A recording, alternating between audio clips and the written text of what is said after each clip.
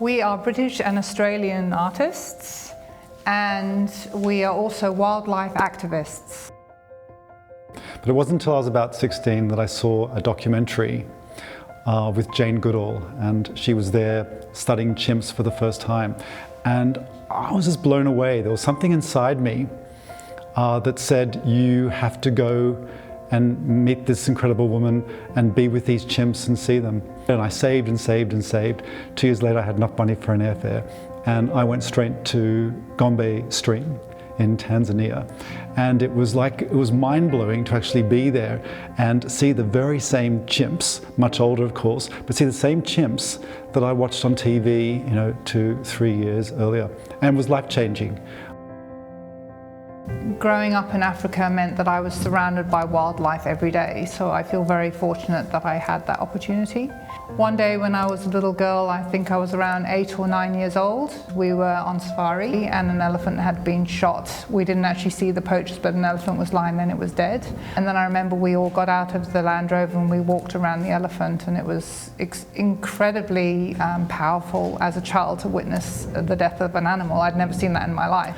And that had a really profound effect on me, and after that I really made a promise to myself that I would do something to try and save them. At the time I didn't really know what that was, even though I was sketching and I was being creative.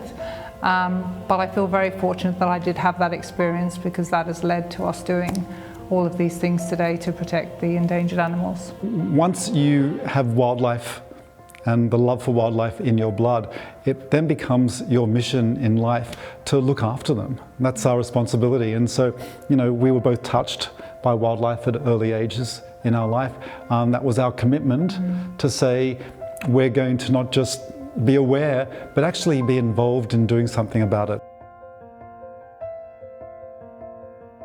For the last 30 years, we've been asking ourselves this question is, how do you get the world to really care? And we love art, and we love the planet and love conservation. And we want people to feel the same way about it.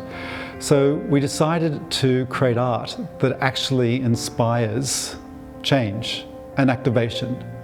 And we've been working side by side, doing our paintings and doing our sculptures. And our mission is really simple, is to make art for a better planet.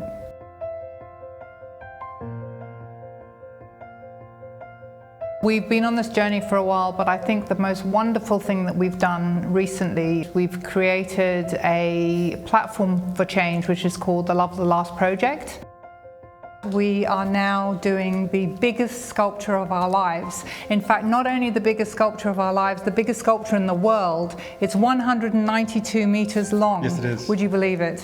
Which is bigger than the Statue of Unity, which is currently the biggest statue in the world. We have 62 of the most endangered species in the world, and they will all be marching. And all the public can get up close and march right down by their sides and be there on that march for creating change. And look, it's been fascinating for us because it's been this wonderful culmination in literally 30 years. Every single one of these animals, whether it be the northern white rhino, which there's just 2 left in the world. The mountain gorillas. The mountain gorillas, there's 900 left. You've got the Amur leopard, there's 60 left. I mean, the most incredible species on this planet.